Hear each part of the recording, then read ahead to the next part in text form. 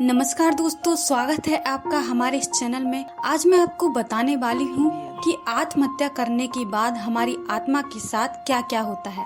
Video शुरू करने से पहले अगर आपने हमारे चैनल को अभी तक सब्सक्राइब नहीं किया है तो प्लीज हमारे चैनल को सब्सक्राइब कीजिए और हमें सपोर्ट कीजिए। आज के समय में हर किसी की लाइफ में कुछ न कुछ परेशानियां रहती ही हैं, जिसके चलते इंसान मानसिक तौर पर खुद को थका हुआ महसूस करने लगता है। उसे अपना जीवन त्यागने के अलावा कोई और रास्ता नहीं सूझता। आत्महत्या समाज का एक कड़वा सच है, जिसके कई कारण हो सकते हैं, जैसे आर्थिक, मानसिक, शारीरिक और भावनात्मक रूप से परेशानी होने पर व्यक्ति आत्महत्या कर लेता है। जैसा कि आप सब जानते हैं कि कुछ दिनों पहले सुशांत सिंह राजपूत ने आत्महत्या कर ली थी, जिसकी वजह स्ट्रेस को माना गया है। तो क्या उनकी आत्मा को शांति मिल पाई होगी?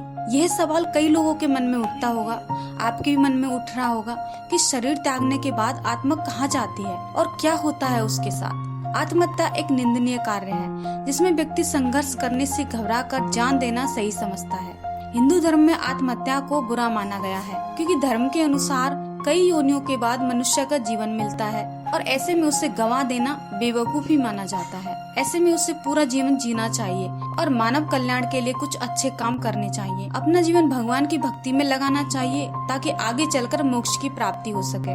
आत्महत्या करने के बाद क्या होता है आत्मा के साथ?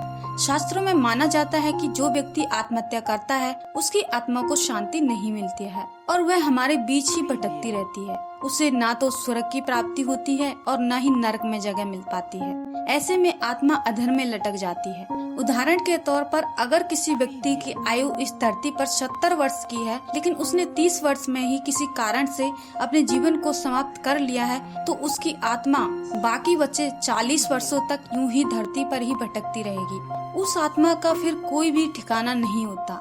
आत्महत्या करने से व्यक्ति प्रकृति के खिलाफ कदम उठाता है। ऐसे में उसकी आत्मा की मुक्ति संभव नहीं हो पाती है, क्योंकि हमको ये जीवन परमेश्वर ने दिया है और अगर हम उसके दिए हुए जीवन को ही समाप्त कर लें तो ये उसको कदापि पसंद नहीं।